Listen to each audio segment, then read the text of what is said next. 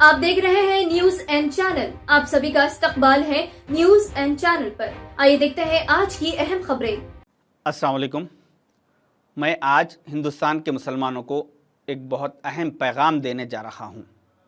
अगर आप चाहते हैं कि पिछले 1000 सालों की तरह आगे भी आपकी ज़िंदगी के फैसले शरिया क़ानून के मुताबिक हो तो आपको 2024 के लोकसभा इलेक्शन में वोट देना पड़ेगा। अगर आप चाहते हैं कि 3 लाख मसाजिदों से अज़ान की आवाज़ गूंजती रहे तो आपको वोट देना पड़ेगा। अगर आप चाहते हैं कि 24,000 मदरसों से हुफ़ाज़ इकराम निकलते रहे तो आपको वोट देना पड़ेगा। अगर आप चाहते हैं कि आपकी बहन बेटियों के सरों पर हिजाब बरकरार रहे तो आपको वोट देना पड़ेगा। अगर आप चाहते हैं कि आपके बच्चों पर झूठे मुकदमा दर्ज करके उन्हें जेलों में ना भरा जाए तो आपको वोट देना पड़ेगा। अगर आप चाहते हैं कि इस मुल्क में आपको खाने के लिए हलाल ग़िज़ा मैसर हो तो आपको वोट देना पड़ेगा। अगर आप चाहते हैं कि NRC CAA लागू ना हो तो आपको वोट देना पड़ेगा। अगर आप चाहते हैं कि आपके घरों पर बुलडोज़र ना चले तो आपको वोट देना पड़ेगा। अगर आप चाहते हैं कि मॉब लिंचिंग पर सख्त कानून बने और उस पर पाबंदी लगे तो आपको वोट देना पड़ेगा। अगर आप चाहते हैं कि इस मुल्क से नफरती तकरीरों का खात्मा हो तो आपको वोट देना पड़ेगा। अगर आप चाहते हैं कि उर्दू जिंदा रहे तो आपको वोट देना पड़ेगा। अगर आप चाहते हैं कि वक्फ बोर्ड के इदारे को हुकूमत ख़त्म करके इस वक्फ की सारी जायदादों पर हुकूमत काबिज होकर ना बैठे तो आपको वोट देना पड़ेगा।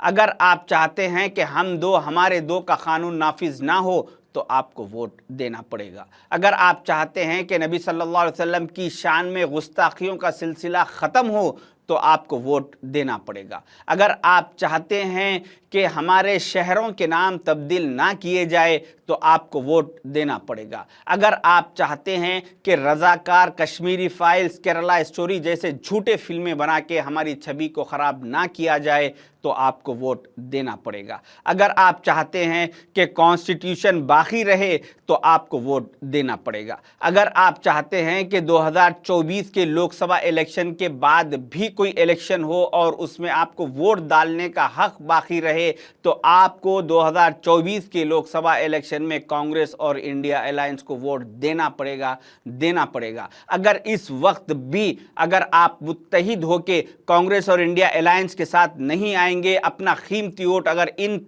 पार्टियों के हक में नहीं देंगे तो फिर मैं जो ये लिस्ट गिनाया हूं, अल्लाह ना करे ये हालात आप 4 जून के बाद अपनी आंखों के सामने देखेंगे। मैं आपको डराने की नहीं बल्कि हालात से आगाह करने की कोशिश कर रहा हूं। अभी इन इंडिया अलायंस से हटके जो दूसरे रीजनल पार्टीज है जैसा कि BRS है, BSP है, JDS है और TDP, ऐसे जो स्टेट रीजनल पॉलिटिकल पार्टीज है जो इंडिया अलायंस से बाहर है, ये पॉलिटिकल पार्टीज के मुस्लिम कायदीन आपके पास आएंगे और कोई किसी के चेहरे पे दाढ़ी होगी, किसी के सर पे टोपी होगी, कोई शेरवानी, कोई कुर्ता पैजामा पहन के आके आपसे आज़ीज़ी करेंगे कि देखो आप दूसरे एरियो में आप कुछ भी कर लीजिए, आप कोई भी पार्टी को, मगर इस इलाके में ये हमारे लीडर साहब है, ये बहुत अच्छे हैं, इन्हों हर हमेशा अवेलेबल रहते, आपकी हर ज़रूरत को पूरी करेंगे, आपके साथ मुलाकात करेंगे, आपके प्रॉब्लम्स को हल करने की कोशिश करेंगे। इस तरह से ये लोग मुस्लिम कायदीन आके आपके सामने बात करेंगे, ये BRS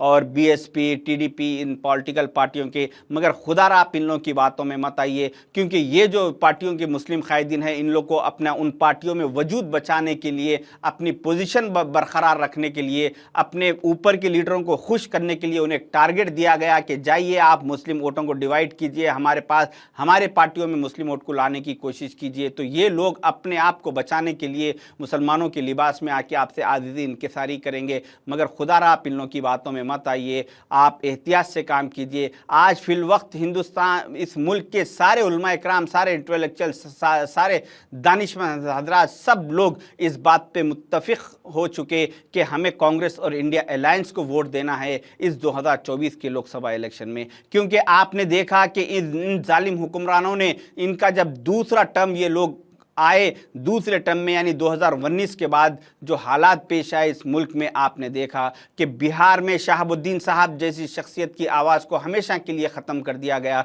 गुजरात से अहमद पटेल साहब की आवाज़ खामोश हो गई और उत्तर प्रदेश से अतीक अहमद साहब का कत्ल कर दिया गया। उसके बाद मुख्तार अंसारी साहब की आवाज़ को भी दबा दिया गया, फिर आज़म खान साहब की आवाज़ को भी हमेशा के लिए खामोश बिठा देने की कोशिश की गई। अभी जो अगर ये लोग फिर तीसरे टर्म में आएंगे जालिम हुक्मरान, तो फिर बचे कुचे जो हमारे कायदीन हैं, जैसा कि कर्नाटक से ज़मीर अहमद खान साहब है, जिसकी भी शायद कि उनकी भी आवाज़ को ख़त्म कर दिया जाएगा।